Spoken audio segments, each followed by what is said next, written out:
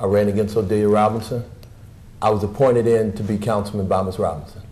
So it showed that after I lost that election, I had the community at heart.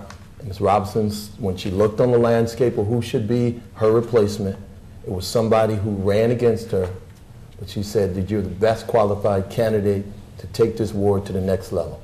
And we have done that. Thank you very much. Thank you, audience, for those questions.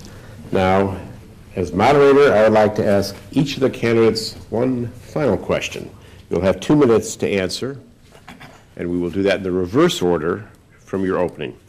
The reverse order will be Mr. Owens goes first, then Mr. King, then Ms. Henley, Mr. Reed, and then Ms. Griffin. So my final question is this. Most of this discussion has centered around issues that directly affect Ward 2, as it should. We are still in very difficult economic times. What do you think is the single most important citywide initiative to increase economic development in our community? And what would you do as one of the 19 council people? What would you do to implement it? Again, we're going in the order of Mr. Owens, Mr. King, Ms. Henley, Mr. Reed, and Ms. Griffin. Mr. Owens, your response. I would encourage business to come based on ideas of improved infrastructure. It would be hard to convince Alcoa to build a factory adjacent to a condemned property, okay? It is my full intention to sell not only Ward 2, but citywide efforts on demolition and resurfacing. Because if our homes and roads continue to deteriorate, Cleveland will no longer be an all-American city. Okay, so those are the ideas that I have to initiate economic development, business relocation, and increase tax revenue basis for the city of Cleveland is through improvement of infrastructure and demolition efforts in the city of Cleveland. That's my background, and I will take that to City Hall before all who will see and know me. Stan Owens, Ward 2, September 8th. Thank you. Thank you, Mr. Owens. Mr. King, what would you say is the single most citywide initiative for economic development? For economic development, the single most, the issue has to be business coming to Cleveland. We have to promote big business to come to the city of Cleveland, stop the businesses that are leaving, and these things will bring about a stronger inner city. You can't have a strong inner city without building up the metropolitan. It has to be strong in order to have the inner city be better. Want to stop the businesses that are leaving.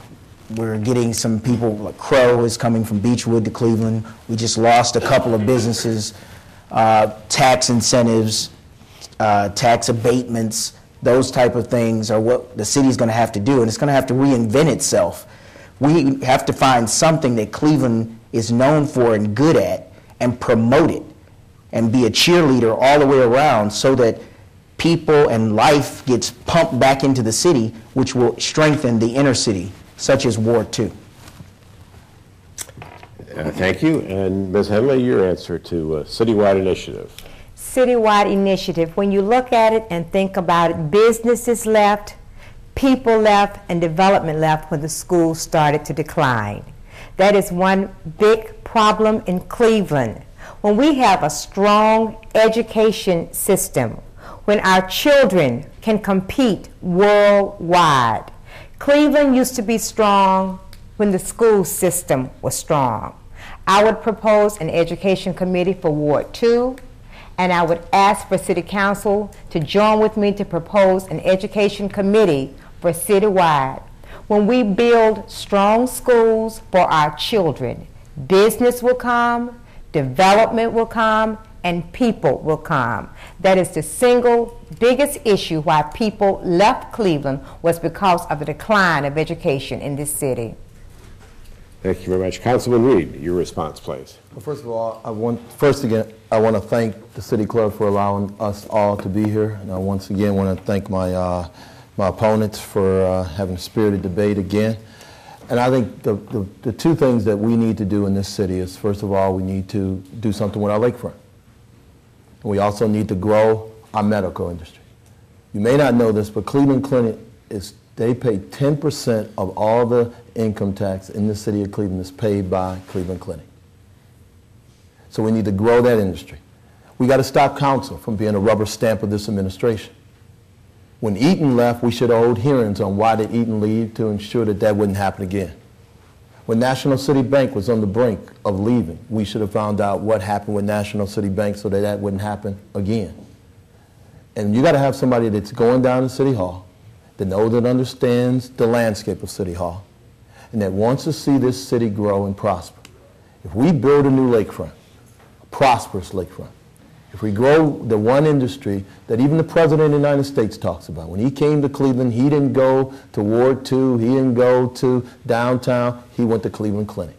And he talks about, if you ever watch the President, he talks about Cleveland Clinic as one of the shining examples when it comes to the medical community.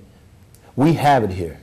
And when you look at the Metro Health and you look at University Hospital and you look at Cleveland Clinic, we have an opportunity to not only grow that industry, but we sit on one of the most prosperous waterfronts in the city, in the whole United States of America. And we need to grow it, and we need to prosper it, and we need to bring the medical industry to our city by building a convention center and the medical mart back to our city so we can grow and we can prosper and we can move forward once again. And thank the City Club for allowing me to be here today. Thank you, Mr. Reed. And finally, Mrs. Griffin, your response to a citywide initiative for economic development. Yes, a citywide initiative would be great because Cleveland is considered the best location in the nation. And the reason for that is because of our waterways and our highways, the ease of being able to transport in and out of the city and the ship. So there's no reason why we can't be innovative in the way that we think. I think the wave of the future for Cleveland is sustainability, going green. And we talk about the Eatons and all of that, but I like to kind of look at the situation like an ant. An ant can easily be crushed. One ant by itself is very demure, but when they work together, they become armies. So that's the way I like to look at entrepreneurs. We need to start looking at small business as a wave of the future as well. A lot of small businesses can make one city very strong. So I'd like to promote small businesses as a wave of the future and also engage education in this. We've got good colleges, schools of higher learning. Let's engage them and to be able to come up with a viable plan to help this city move forward. Thank you. Thank you. Thank you, candidates. Actually, my answer I was going to say, if I'd been asked, was to sign LeBron James to a multi-year contract, but I think that your answers were really much more substantive and better. So thank you very much, candidates. Today at the City Club of Cleveland, we've been listening to a debate between Ms. Gerri Griffin, Ms. Annaliesa Henley, Mr. Eric King, Mr. Stan Owens, and Mr. Zack Reed, candidates for Cleveland City Council, Ward 2. Thank you, candidates. Thank you, audience. This forum is now adjourned.